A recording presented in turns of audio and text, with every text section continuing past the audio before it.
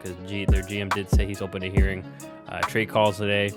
And I wouldn't be surprised to see the new GM and coach just blow the roster up and say we're going to get rid of a lot of people, and Saquon being one of those people. Last one to throw in there.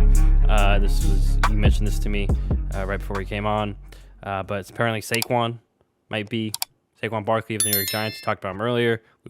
Mentioned a bunch of pairings with him, but maybe he leaves New York as well because their GM did say he's open to hearing trade calls today.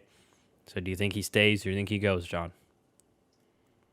Saquon's a tough one because I think out of everybody, there's more reason for him to stay because when he's already under contract, and so it's more of a trade sort of situation. But at the same time, the guy has struggled to stay healthy, and I wouldn't be surprised to see the new GM and coach just blow the roster up and say we're going to get rid of a lot of people, and Saquon being one of those people. So I don't have an answer for if he's going to stay or go, but I think he'd be a really intriguing piece on the trade market. I don't know the price tag he would command, like draft capital wise.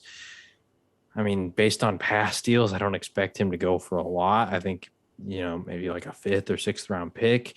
Maybe I'm undervaluing him. I can't remember the last time like a running back was traded that was, of his caliber. Not of his caliber, this guy, but Trent Richardson was traded for a first.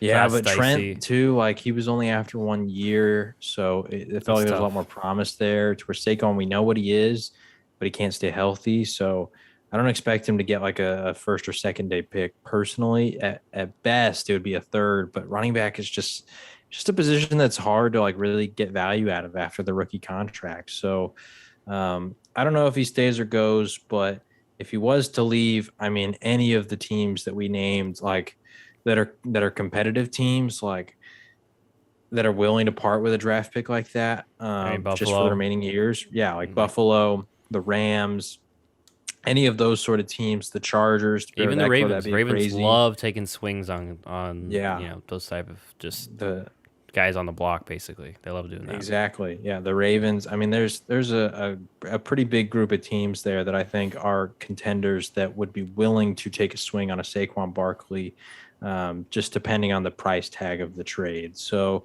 I could absolutely see it happening. Now, does he get traded this year? I don't know.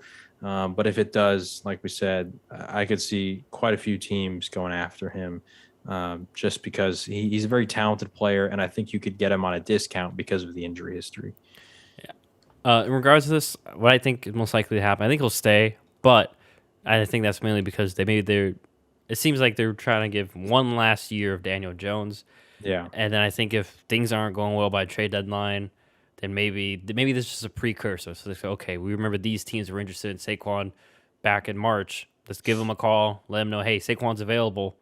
What can he offer us right now?